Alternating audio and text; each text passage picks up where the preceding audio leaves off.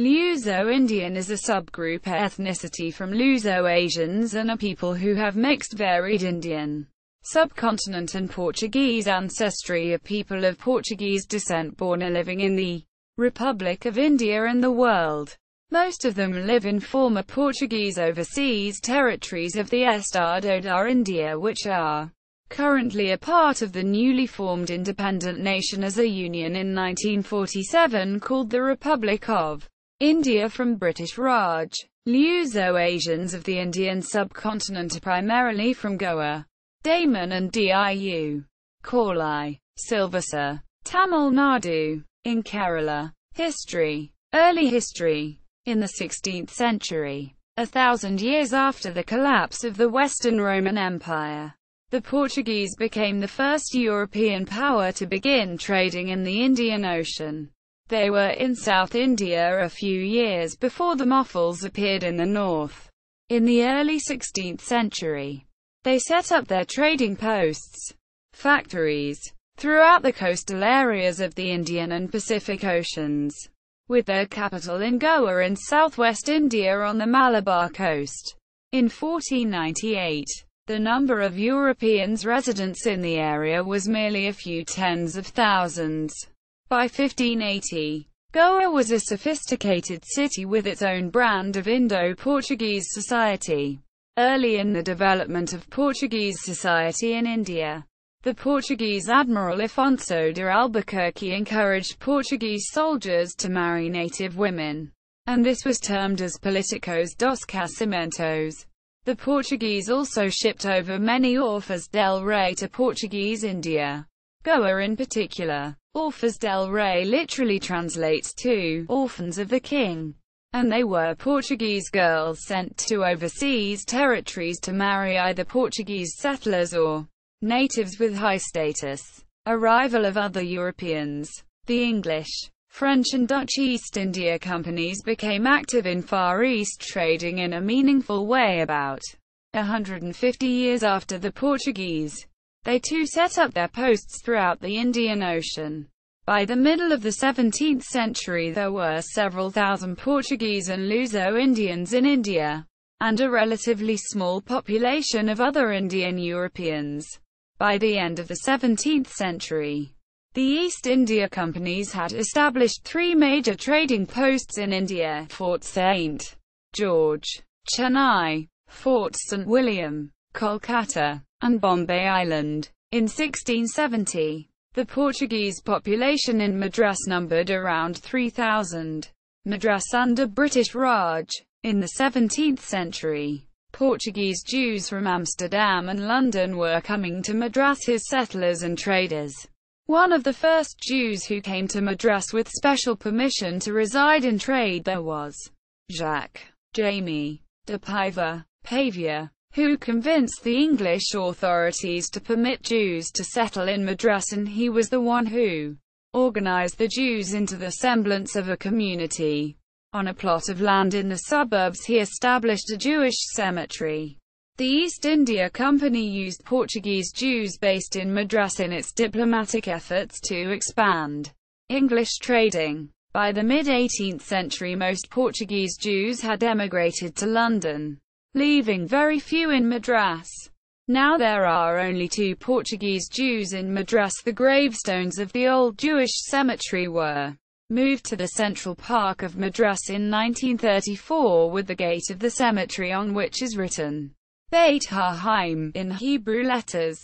The last vestige of Jewish presence in Madras in the 17th century. Portuguese-speaking communities in Republic of India. Goa. Luso-Goans are Portugueses. Goa was the capital of a large Portuguese Eastern Empire and was called Rome of the East. The area has a diverse and extremely complicated history resulting in a rich diversity of ethnicities. One of the respected and renowned communities is the Luso-Goans, whose story is connected with the arrival and conquering of Goa by the Portuguese explorers and Iberian sailors. Luso-Goans' ethnicity could be of part European or multiple part European, a dominant Asian gene with primarily Mughal or Gujrat Saraswat Brahmin origins. while some are of Luso-African Goan. Multiple ethnicities. Due to Goa's contacts with the African territories of Portugal and the British African colonies, Luso-Goans spoke Kingani and Portuguese, with present generation adding English as well, and write Kingani in the Latin alphabet. Portuguese was the language of overseas province governance. However, it is now spoken only by a small segment of the upper-class families, and about 3 to 5% of the people still speak the official language of 450 years inclusion, estimated at 60,000 to 90,000 people. The last newspaper in Portuguese ended the publication in 1980s. I.e. O Heraldo switched from Portuguese to English overnight in the mid-80s. However, the Fundação do Oriente, and the Indo-Portuguese Friendship Society, Sociedade de Amizade Indo-Portuguesa, are still active. At Punagi, many signs in Portuguese are still visible over shops, administrative buildings, etc. Although the 20th century Republic of India invasion and annexation of Goa, termed as Indian annexation of Goa, has changed the names. There is a Department of Portuguese Language at the Goa University, and majority of Luso-Goan students choose Portuguese as the third language in schools. Ironically, English is spoken as a first language by all upper-class Goans. Luso-Goans have a choice to either be fully Portuguese citizens or fully Indian citizens, or fully Portuguese citizens with an OCI, overseas citizenship of India, granted by the Indian nationality law. Majority of Luso-Goans from the past noble hierarchy have a well-documented family history and heritage recorded and maintained in various archives at Portugal, Goa, Brazil and Britain, and many are directly descended and related to royal lineages of Europe and Asia. During the absolute monarchy, nobles of Goa enjoyed the most privileged status and held the most important offices after members of the kingdom ruling dynasty in a major hierarchy of the Roman Catholic Church. With the introduction of the constitutional monarchy in 1834, the influence of Portuguese kingdom and its empire nobles substantially decreased, although the erosion of their power had begun to accelerate from the time of the Prime Minister, the Marquis de Pombal, in the mid-18th century. After Portugal became a republic in 1910, some Luso-Goan descendants of the nobility of Goa continued to bear their families' titles, according to standards sustained by the Portuguese Institute of Nobility, Instituto da Nobreza Portuguesa, traditionally under the authority of the head of the formerly ruling House of Braganza, Mangalore. Mangalorean Catholics. Mangalorean Catholics are an ethno-religious community of Roman Catholics following the Latin Rite from the Mangalore diocese on the southwestern coast of Karnataka, India. They speak the language of Goa, Kingani. The culture of Mangalorean Catholics is a blend of Mangalorean and Goan cultures. After migration, they adopted some aspects of the local Mangalorean culture, but retained many of their Goan customs and traditions. Unlike their Goan ancestors, modern Mangalorean Catholic culture can be best described as an increasingly anglicized Indo-Latin culture. Contemporary Mangalorean Catholics are descended mainly from Goan Catholics who migrated to South Kanara between 1560 and 1763. The distance from Mangalore to Goa is 358 kilometers by road and 431 kilometers by rails. Aerial distance is 283 kilometers. Elsewhere, in the Coromandel coast, Luso-Indians were generally known as topasses. They were Catholics and spoke Portuguese Creole. When England began to rule in India, they began to speak English in place of the Portuguese and also anglicized their names. They are now part of the Eurasian community in Negapatam. In 1883, there were 20 families that spoke Creole Portuguese. There are currently about 2,000 people who speak Creole Portuguese in Daman and Diu. The language is nearly extinct. About 900 monolingual people currently speak Creole Portuguese in Korlai, in Kochi. Luso-Indians now number about 2,000. There are also a few Catholic families with Portuguese surnames in Kochi, Kannur, Talacheri and Calicut. No longer in Mahé. Among them, English replaced Portuguese Creole as their family language 1, 2 or 3 generations ago.